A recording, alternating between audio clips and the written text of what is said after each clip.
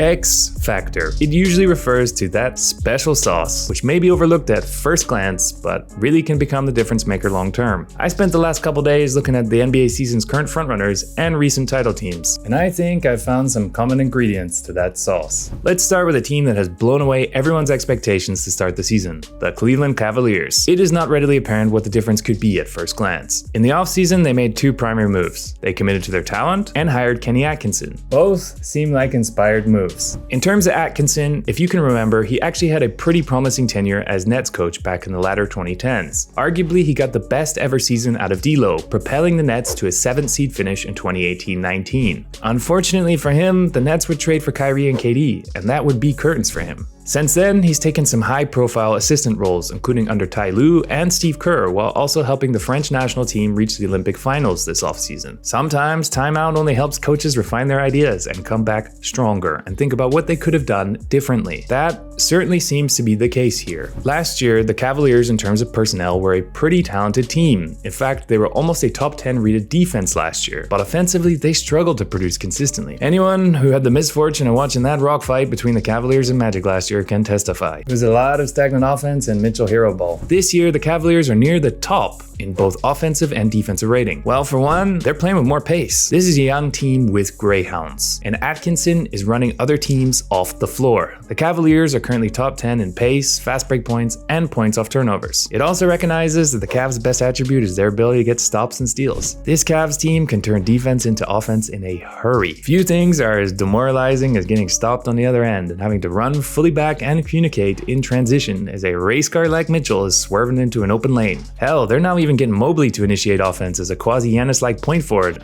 When Evan picks up that ball, what are they going to do? Mobley with the rejection. The Bucks bench wants goaltending. We play on. Mobley through trap to the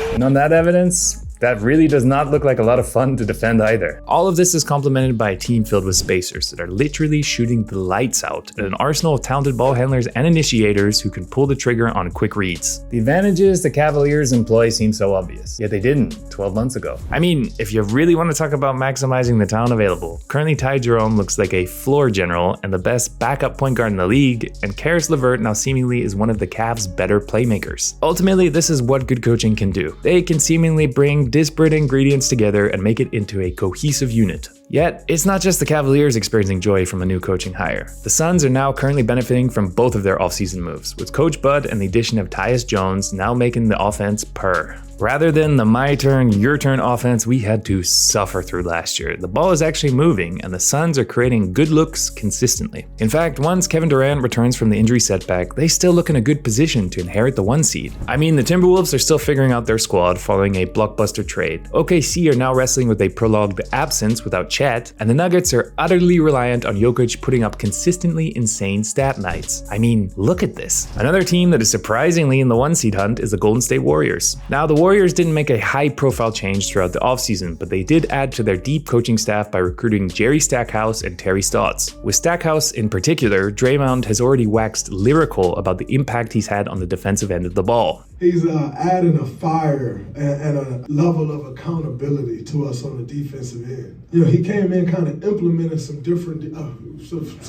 defensive rules.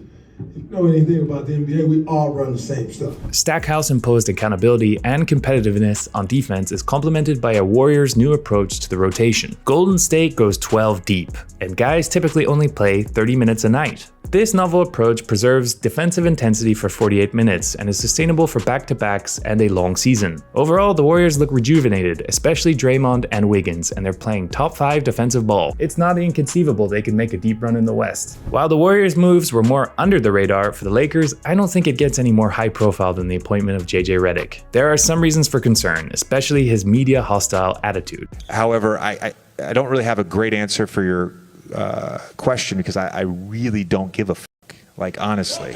To add to that, there's always question marks defensively for his Lakers unit and whether JJ's high-energy 5-out motion offense is sustainable for both elder statesmen during an 82-game season. Still, at the very least, JJ is an improvement over him. The Lakers have gone from one of the stodgiest watches to a half-court offense that can be pretty visually appealing. More than that, he's also built a system that maximizes AD's strengths. The Lakers often flow into a two-man game where AD can shine as an all-world rollman. Yet they're also initiating offense with him at the top of the key, where he can get to his deadly mid-range spots, benefit from screening actions to get mismatches, or get downhill momentum to the cup. As a result, AD is currently on MVP-type form, averaging over 30 a game and among the league leaders in free throw attempts. Unlike the lineup and rotational chaos of Ham's latter tenure, there is now a degree of order. Seems like Lakers fans won't be pulling out their hair as routinely. Yet despite all these clear examples of the impact that changing coaches can provide on a franchise, I wouldn't say coaching is the only X factor of note. When you look at the last 4 NBA champions, what is the one thing they have in common? I'll answer for you. A consistent core of guys that have been around each other for many years. It feels like the era of the super teams and big threes are over. Rather, the biggest advantages comes from the right choices in the draft, then filling out the roster with sensible further acquisitions, then allowing them multiple seasons to develop chemistry and grow. This seems especially relevant in the era of the second apron, as the wrong contract or trade could have disastrous consequences. I mean, if we return to the Cleveland example, the front office could have been quite tempted to pull the plug on this team after last year's playoff disappointment. They could have looked to trade Garland and Allen and come into 2024 and 5 with a completely new look squad. Yes, we need to give Atkinson his due, but we also need to recognize this Cavs outfit is clicking due to the experience of working together. Mitchell, Mobley, Garland, and Allen are now working on their 3rd season together, and it shows. On a nightly basis, they are seemingly always feeding the hot hand and existing in harmony. This is especially relevant with the Garland and Mitchell relationship. Once upon a time, it seemed like dueling banjos. Now it feels like both know when the other should take over and are happy to defer. What's ultimately exciting about the Cavaliers is that now it seems like they're on a similar trajectory to the Jays in Boston. And after all these years of potential trade talk, it now seems unthinkable that you would separate them. The Celtics, of course, have built a total juggernaut, but all of it was built on the foundation of their 2 long-time in-house guys. Same with the Nuggets, as the Aaron Gordon trade brought them up a level, but the Nuggets core was the pick-and-roll chemistry that Jokic and Murray built over a decade. That was also the same with the Bucks before them, and even the Warriors before them. So when it comes down to it, the biggest X factors are time. Time in which your players can grow and develop together,